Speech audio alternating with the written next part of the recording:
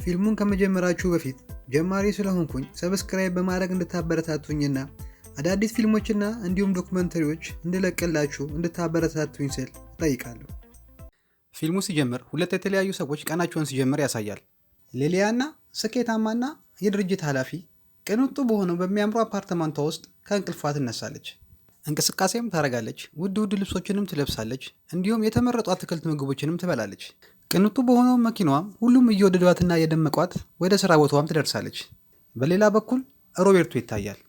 ሮቤርቶ በስራ ባልደረቦቹ የማይወደድ ዝርክርክ፣ ሰካራም እንዲሁም የተደራጀ ማንነት የሌለው ሰው ነው።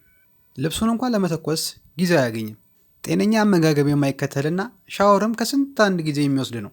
ያገኘውንም የሚመገብ አይነት ሰው ነው። መኖሪያው በትንሽዬ መንደር ውስጥ በትንሽዬ ቤት ውስጥ ነው። ሊሊያና የሥራ አጋዧ ማርታ እንዲሁም ጓደኛዋ ዛሬ ማታ የሊሊያናን ህልም ለማሳካት እቅድ እየነደፉ ነው። ሊሊያና ቆንጆ ከሆነው የሥራ ባልደረባዋ ጋር ካሚሎ የአይን ፍቅር ይዟታል። ሮቤርቶ እንደተለመደው አርፋጅ ነው። ወደ ቢሮም ሲገባ ከሥራ ባልደረቦቹ ጋር ሰላማዊ ግንኙነት አያሳይም። በዚህ ደግሞ የሥራ ባልደረቦቹ በጣም ይናደዳሉ። ሊሊያናና ማርታም ሮቤርቶን ወደ ሥራ ሲገባ ያዩታል። እሱም በማየታቸውም ከመደሰት ይልቅ በጣም ይናደዳሉ። አጠገቡም ሲደርሱ ለእሷ ያላቸው እይታ በጣም አስቀያሚ ነበር። ከጥቂት ጊዜ በኋላ ሊሊያና ስራዋን ለደንበኞች ስታስረዳ ትታያለች። ከስራ በኋላ የገና ፌስቲቫል በቢሮ ውስጥ ተዘጋጅቶ ነበር። ሊሊያና በዚህ ድግስ ላይ የአይን ፍቅሯን ለካሚሎ ለመንገር ዝግጁ ናት። ለማታው ፕሮግራም ቆንጅዬ ለመምሰልም ብዙ ልብሶችንና ብዙ የፀጉር ስታይሎችን ቀያይራለች። ማርታ ቀድማ በድግሱ ላይ ተገኝታለች። ይህም የሆነው ካሚሎ ሲመጣ ለሊሊያና እንድነግራትና መታ እንድታናግረው ነው። ሮቤርቶ በዚህ ዓመት ትዳር እንደሚይዝ ለጓደኛው ይነግረዋል። ጓደኛው ማንን እንደሚያገባ ሲጠይቀው ሮቤርቶም ሊሊያንን ሊሆን ይችላል ይለዋል። ሊሊያን ምንም እንኳን ብትርቀውምና ኮስታራ ብትሆንም ግን እሷ አይናፋርና እንዲሁም ብቸኝነት የሚሰማት ሰው ነች። ሮቤርቶ ስለዚህ ለጓደኛው ዛሬ ሊሊያንን እንደሚያናግራት ይነግረዋል። ሊሊያና ድግሱ ላይ ደረሰች። የሁሉንም ትኩረት ስባለች። ሮቤርቶ በሌላ በኩል ሰክሮ ወድቋል። ሮቤርቶ ወዲያው ለሊሊያና ፍቅሩን ይገልጽላታል። በዚህን ጊዜ ጓደኛው ወዲያው ይስቦና ይወስደዋል። ቀጣዩ ሊሊያና ከካሚሎ ጋር የምታወራበት ጊዜ ነው። ሊሊያና ካሚሎን ልታዋራው ስትል ሌላ ሴት ካሚሎን መታሰማው ስትሄድ ታያለች። በሌላ በኩል ሮቤርቶ ከስራ ባልደረቦቹ ከአንደኛው ጋር የተጣላ ይታያል። ጓደኛውም ወደ ቤቱ እንዲሄድና እንደ በቆ ይነግረዋል። ከካሚሎ ጋር ያለችው ልጅ ስትሄድ ሊሊያና ካሚሎን ለማዋራት ወደ ካሚሎ ልትሄድ ስትል ከሮቤርቶ ጋር ትጋጫለች። በዚህ ጊዜ ሊሊያና ለሮቤርቶ ማርታ በጣም እንደምትወደውና ሁሌ ስለሱ እንደምትጠይቀው ትነግረውና ታታልለዋለች። ይሄን ነገር የሰማው ሮቤርቶ የማርታን ስሜት ለማዳመጥ ወደ እሷ ይገሰግሳል። በዚህ መንገድ ሮቤርቶን ከአጠገቡ እንዲርቅ ታደርገዋለች። ሊሊያና ሮጣ ወደ ካሚሎ እየሄደች ነበር፣ ግን ቅድም የነበረችው ሴትዮ መልሳውን ወደ ካሚሎ ትመጣለች። በዚህ ጊዜ ሊሊያና ትቆማለች። ሮቤርቶም ማርታን አግኝቷት ለማርታ እንዲህ በማለት ይነግራታል። ስለማስከፋሽ ይቅርታ፣ ልቤ ለአንቺ ሳይሆን ለሌላ ሰው ነው ይላታል። እንዲሁም ከቻለች ከሊሊያና ጋር እንድታግባባው ይጠይቃታል። ማርታ የሮቤርቶን ወሬ ታቋርጠውና ወደ ሊሊያና በመሄድ ለምን ከካሚሎ ጋር እንዳላወራች ትጠይቃታለች። ሊሊያናም ሮቤርቶ ነገሩን ሁሉ እንዳበላሸው ለማርታ ትነግራታለች። ሊሊያና ማርታን ወደ ካሚሎ ትልካታለች። ምክንያቱም ያችኛዋ ልጅ አዘናግታ ከዛ ቦታ እንድታረቃት። ማርታም ልጅቷን አታላት ወደ ሌላ ቦታ ገሸሽ ታረጋታለች። በዚህ ጊዜ ሊሊያና እሱን ለማግኘት እድል ታገኛለች። ሊሊያናም ወደ ካሚሎ ለመሄድ ዝግጅት አድርጋ እያለች ድንገት ከሮቤርቶ ጋር ትጋጫለች። አሁንም በዚህን ጊዜ ሮቤርቶ ለእሱ ያለውን ፍላጎትና ስሜት ይገልጽላታል። ሊሊያናም ሮቤርቶን ወደ ሽንት ቤት ታስገባውና ግድግዳውን አስደግፋ እኔ እናንተ አብረን ልንሆን የምንችለው እዚህ ምድር ላይ እኔ እናንተ ብቻ ስንቀር ነው ትሏለች። ሽንት ቤት ውስጥም በሩን ትዘጋበታለች። ከዛ ማርታን ታገኛትና ልጁ እንዳለ ትጠይቃታለች። ግን ካሚሎ ከቅድሟ ልጅ ጋር ቤቱን ለቆ ሄዷል። ሊሊያና በዚህ ትናደድና መጠጥ በመጥቃት ትሰክራለች። ምክንያቱም የህይወቷን ህልም ነው ዛሬ ያጣችው። በንጋታውም ሊሊያና ከቢሮ ውስጥ እንቅልፏን ተኝታ ነበረ። ከዚያም ስትነቃ ቢሮ ውስጥ ማንም መብራት የለም። ወደ ቤቷም በፍጥነት ስትመለስ መንገድ ላይ ምንም የሚንቀሳቀስ ሰውና መኪናም የለም። ወደ መኖሪያ ቤቷም እንደደረሰች ጸጥ በማለት የተደናገጠችው ሊሊያና ለእርዳታ ብትጣራም ማንንም የሚመልስላት አላገኘችም። ቴሌቪዥኑን ስከፍተው አይሰራም። ኢንተርኔቱም እንዳለ ተቋርጧል። ደጅም በድጋሚ ወጣ ቼክ ለማድረግ ትሞክራለች፣ ግን አሁንም ምንም ነገር የለም። ድንገት ሱፐርማርኬት ውስጥም ሰው ካገኘው ብላ ሱፐርማርኬት ውስጥ ትገባለች። ከአንዱ ጥግ ላይም የሚንቋቋ የቢራ ጠርሙስ ድምፅ ይሰማታል። ምን እንደሆነ ለማረጋገጥ ወደዛ ስትሄድ ሮቤርቶ ነው። ሮቤርቶ ቁጭ ብሎ ቢራውን እየለጋ ይታያል። ሮቤርቶ በጣም ይደሰትና ከዚህ ፊት የተናገረችውን ያስታውሳታል። እዚህ ምድር ላይ እኔ እናንተ ብቻ ስንቀር ነው ማፈቅርህ ብላው ነበረ። ሊሊያናም በፍጥነት ወደ ቤቷ ትመለስና በህልሟ ነው ብላ በማመን ራሷን ታጽናናለች። ራሷን ለማረጋጋት ቁጭ ብላ ሳለ ግን ወዲያውኑ በሯ ይንኳኳል። በሩን ስከፍተው ሮቤርቶ ነው። ሮቤርቶ ሁሉንም እቃውን ይዞ ወደ ሊሊያና ቤት መጥቷል። ሮቤርቶ ወደ ውስጥ ከመግባቱ በፊት በጣም በመስከሩ ተዝለፍልፎ ይወድቃል። ሊሊያናም ከስካሩ እንዲያገግም ውሃና የሚበላ ትሰጠዋለች። ምክንያቱም ሮቤርቶም በህልሙ መስሎት ነበር። ሊሊያናም ሮቤርቶ ምን እንደተፈጠረ እንዲነግራትና እገዛ እንዲያደርግላት ተጠይቀዋለች። ይስማማና ፊቱን በአሳ ገንዳ ውስጥ ውሃ ይታጠባል። በዚህን ጊዜ ሊሊያና ይህን ታይና በጣም ትናደዳለች። አብረው ሆነው ደጅ ወጥተው የሆነውን ነገር ለማጣራት ይሞክራሉ። በዚህም ጊዜ ግን ማንንም ሰው ሊያገኙ አልቻሉም። ቀጥሎም ወደ ሊሊያና ቤት ይመለሱና ቁጭ ብለው መነጋገር ይጀምራሉ። ሊሊያና ስለተፈጠረው ነገር ሁሉ ግራ ገብቷታል። ሮቤርቶም እንዳትጨነቅና ምድርን ሁለቱም እንደሚሞላት ድጋሚ ይነግራታል። ሮቤርቶም ቀጥሎ ቅባት የበዛባቸውና የማይጣፍጡ ምግቦችን ይሰራል። ለሊሊያናም እንድትበላና ደስተኛ እንደሚያደርጋት ይነግራታል። እንደውም አትክልት መብላት የሚያናድድና እንዲሁም የሚያስቆጣ ነገር እንደሆነ ይነግራታል። ሮቤርቶም ምግቡን በደንብ መመገብ እንዳለባቸው ይነግራታል። ምክንያቱም ምድርን ስንሞላት ጉልበት ያስፈልገናል ብሎ ይነግራታል። ሊሊያና ደግሞ ለሱ ምንም አይነት ፍላጎት እንደሌላትና ከሱ ጋር ምንም ነገር ማድረግ እንደማትፈልግ ታሳየዋለች። ምንም እንኳን ምድር ላይ የቀረው ሰው እሱ ብቻ ቢሆንም እሷ ግን ከሱ ጋር መሆን እንደማትፈልግ አጥብቃ ትነግረዋለች። ሻወር ገብታም እስከምትወጣ ድረስ ቤት ውስጥ ያለውን እንዳለ ያስገባውን ኮተት ይዞ እንዲወጣ ትነግረዋለች። ፌስቲም ሻወር ከገባች በኋላ ተከትለዋት ከኋላ ሻወር ቤት ለትንሽ ደቂቃም ቢሆን ገብቶ መታጠብ እንደሚፈልግ ይነግራታል። ከሻወር በኋላም ሮቤርቶ የሚጠጣ መጠጥ ይዞ ለሊሊያና ይቀርባል። ሊሊያና መጀመሪያ እምቢ ብትልም ቀጥላ ግን ተቀብለው መጠጡን መቅመስ ትጀምራለች። ከዚህ በኋላ ሊሊያና ብዙ መጠጥ አብረው ትጠጣና አብረው ስላለፈው ነገር ማውራት ይጀምራሉ። ሊሊያናም ባለፈው ስለተፈጠረው ነገር ትነግረዋለች። ካሚሎን ላገኝ እንደነበረና አንተ ነህ እንደዚህ ያደረግከኝ ብላ ለሮቤርቶ ታስረዳዋለች። ሮቤርቶ መልሶ እኔ የሌለኝና ካሚሎ ያለው ምንድን ነው ብሎ ይጠይቃታል። ሊሊያናም አንተ አጭርና እኔ እንደምፈልጉ አይነት ወንድ አይደለህም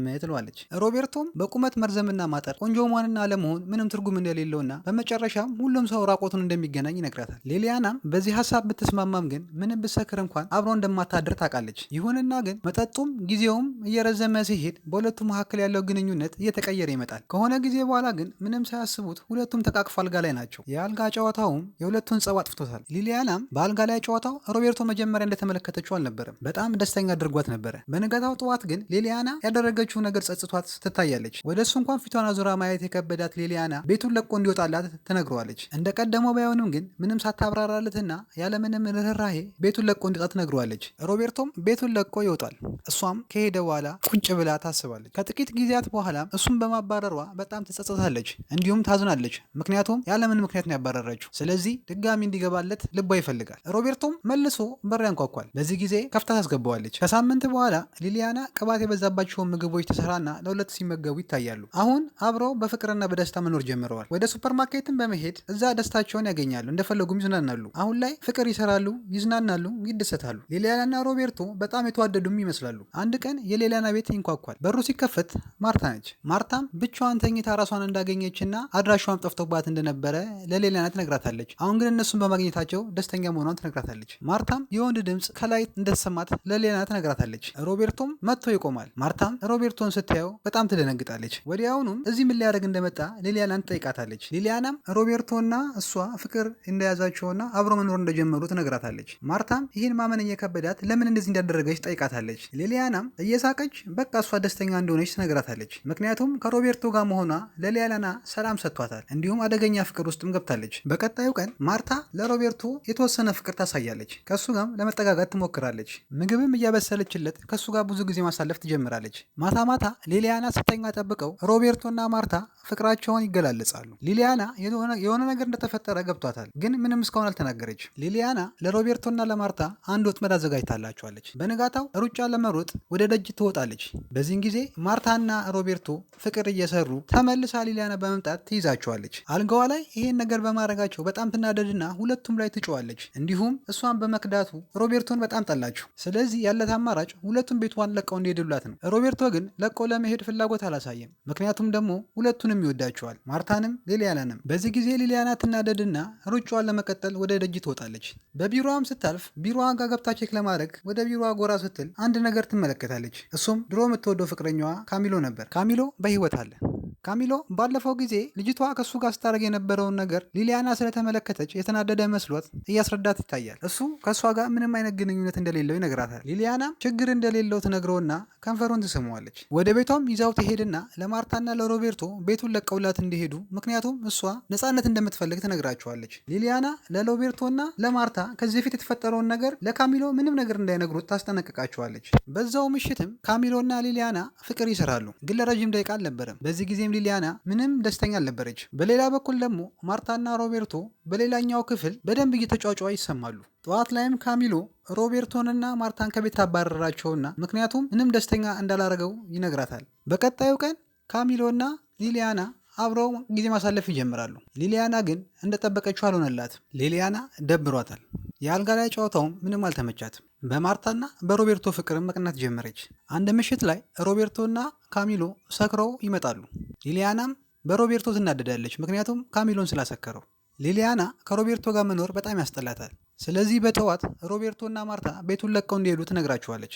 ከዛም ሊሊያና እና ካሚሎ ቤት ውስጥ ብቻቸው መኖር ይጀምራሉ። ሊሊያና በካሚሎ የአልጋ ላይ ጨዋታ በጣም ትናደዳለች። እሱም በዚህ ምክንያት እሷ ትደብረዋለች። ካሚሎ ለእሷ ከሚጨነቅ ይልቅ ለቆዳው ውበት በጣም ይጨነቃል። እንዲሁም ጤነኛ የሆኑ ምግቦችን እንድትበላ ያስገድዳታል። ይህ ደግሞ የእሷን ሀሳብ እንዳልተረዳት በግልጽ ያስታውቃል። ምክንያቱም እሷ የምትፈልገው የአልጋ ላይ ጨዋታ ነው። ሊሊያና ከሮቤርቶ ጋር ስላሳለፈቻቸው ጊዜ ማሰብ ትጀምራለች። እሱን ለማግኘት በማሰብም በፊት ወደ ተገናኙበት ሱፐርማርኬት ትሄዳለች። በሱፐርማርኬቱም ሮቤርቶን ታገኘዋለች። ከዛም በኋላ ለአዲስ ዓመት ዋዜማ ካሚሎና እሷ በሚያዘጋጁት ድግስ ላይ እንዲገኝ ትጋብዘዋለች። የአዲሱ ዓመት ዋዜማ ላይም ሮቤርቶና ማርታ ይገኛሉ። በድግሱ መሃል ላይ ሮቤርቶ ይነሳና አውሮፓ አህጉራትን መጎብኘት እንደሚፈልግ ይነግራቸዋል። በዚህም ጊዜ ሊሊያና ልትሸኘው ትነሳለች። ሊሊያናና ሮቤርቶም ደጅ ከወጡ በኋላ ሮቤርቶ ከማርታ ጋር መኖር እንደማይፈልግና እሷን ጥሏት መሄድ እንደሚፈልግ ለሊሊያና ይነግራታል። ሊሊያናም እንዲህ ከሚያደርግ ለምን እንቅጩን እንደማይነግራት ትነግረዋለች። እሱም መልሶ ብዙ ጊዜ እንደነገራትና እሷም ግን አልፋታ እንዳለችው ይነግራታል። ባይሆን ቤቷን ለቆ ከሄደ በኋላ ሊሊያናን ሁል ጊዜ እንደሚያስባት ይነግራታል። በፊት ምርጥ ጊዜ እንዳሳለፉም ያስታውሳታል። ከእሷ ጋር እያለ እንዳሳለፈ አይነት ላይፍ መቼም አሳልፈው እንደማያውቅ ለሊሊያናም ይነግራታል። ከዚህ በኋላም ሮበርትም ሊሊያናን አብረው እንድትሰደድና አብሮ አዲስ የፍቅር ኑሮ እንዲኖሩ ይጠይቃታል። ሊሊያናም ይህ የእብድ አስተሳሰብ ነው፣ ጭራሽ ወዴትም እንደምንሄድ እንኳን አናቅም ትለዋለች። እሱም መልሶ ምድር ላይ ማንም ስለሌለ የትም ብንሄድ ባዶ ስለሆነ የፈለግነው ቦታ መርጠን እንሄዳለን ይላታል። እሷም መልሳ ለመሄድ ብታስብ እንኳን ምንም አይነት ዕቃ እንዳልያዘች ተነግረዋለች።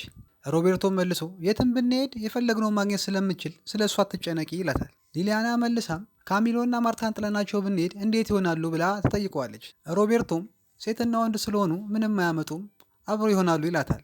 ሊሊያና ከሮቤርቶ ጋር ምንም እንኳን መሄድ ብትፈልግም ግን ሁኔታው እንደማትሄድ ይመስላል። ይሄን ያየው ሮቤርቶም ጥሏት ይሄዳል። በዚህ ጊዜ ሊሊያና ትከተለውና አብራው መሄድ እንደምትፈልግ ትነግረዋለች። በጠዋቱ ሊሊያና ከእንቅልፏ ተነቃና በፊት እንደምታደርገው ሁሉንም ነገር ማድረግ ትጀምራለች። ትሮጣለች፣ ጤነኛ ምግቦችን ትመገባለች። ከዛም ወደ ቢሮዋ ትሄዳለች። መስሪያ ቤት ስትደርስም ማርታን ታገኛትና ማርታ ዛሬ ሊሊያና ስብሰባ እንዳላት ትነግራታለች። እንዲሁም ማታ ላይ የመስሪያ ቤት ድግስ እንዳለ ትነግራታለች። ማታ ሊሊያና ስለምታደርገው ነገር በማሰብ ደስተኛ ነች። ምክንያቱም ሊሊያና ዛሬ የምታስበውን ነገር የምታሳካበት ቀን ነው። ይህ ደግሞ ለካሚሎ ያላትን ፍቅር የምትነግርበት። ሊሊያና ሁሉም የተፈጠረው ነገር ህልም እንደነበረ ይገባታል። ከዛ ምሽት ድግሱ ላይ ሊሊያናና ሮቤርቶ ይገናኛሉ። ሊሊያና ማታ በህልም ያየችውን ነገር በውን መድገም ትፈልጋለች። ስለዚህ ቀጥታ ትሄድና ሮቤርቶን ታገኘዋለች። የስራ ባልደረቦቻቸውም በጣም ይገረማሉ። ትኩረታቸውን ሁሉ ወደ እነሱ ያደርጋሉ። ሮቤርቶም ለሊሊያና ያለውን ፍቅር ይገልጽላታል። በዚህ ጊዜ ሊሊያናም እሽቷን ትገልጽለታለች። ይህን ስታረግ ምንም ሀፍረትና ምንም ነገር አልተሰማትም። ከዚያም ወደ ደጅ እንዲወጡ እጁን ይዛ ትጠቅሰዋለች። ይሄም ትክክለኛ የሆኑ ዓለም የፍቅር መጀመሪያቸው ይሆናል ማለት ነው።